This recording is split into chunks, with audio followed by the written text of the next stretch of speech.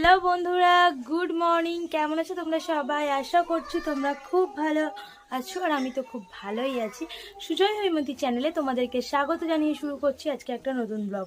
তো তোমরা দেখতে থাকো, আশা করছি তোমাদের খুব ভালো লাগবে।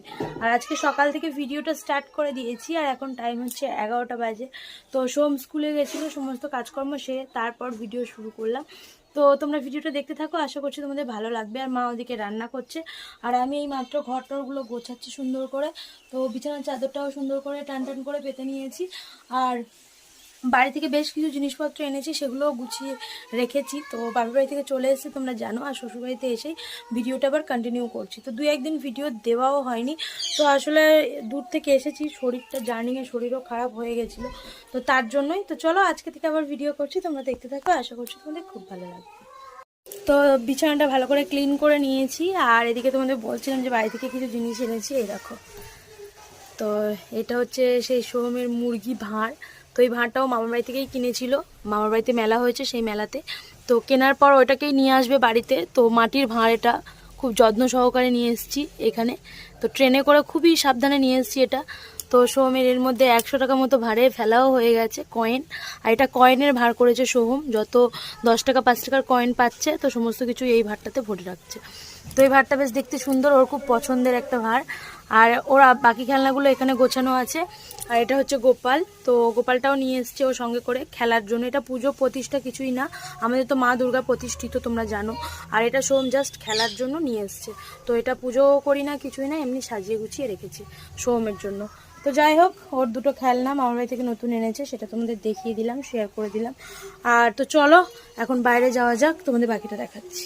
মানে দেখানো হয়নি, বাড়িতে গেছিলাম যে 4 দিনের জন্য। তো এসে দেখছি গাছগুলো অলরেডি শুকিয়ে গেছিলো।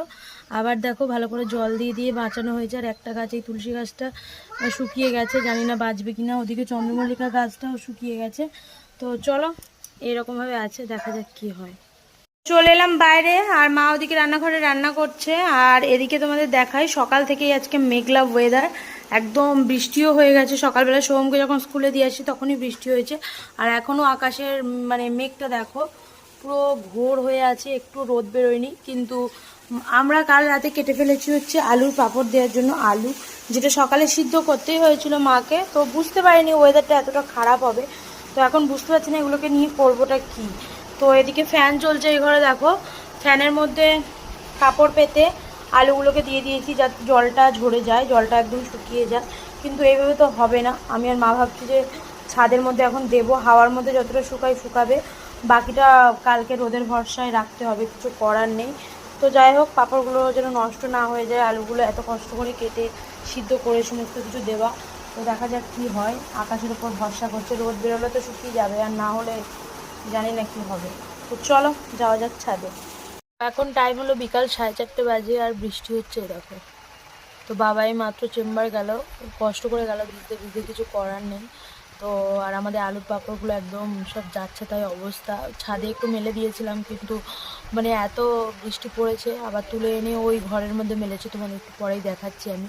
আর আকাশের ওয়েদারটা দেখো, আমি জানলার কাছে বসে আছি, বসে বসে ভিডিওটা করছে। তোমাদের দাদাভাই সোম বাইরে আছে। তো এই হচ্ছে ওয়েদারের অবস্থা।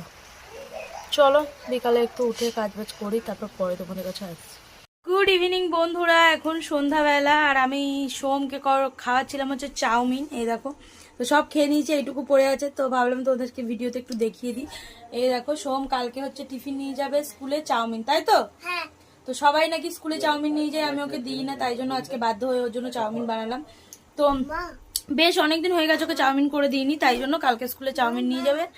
আর এই চাউমিনটা রাতে একটুখানি খেয়ে নিল, রাতে আর কিছু খাবে না। তো এটাই হচ্ছে ওর রাতের ডিনার।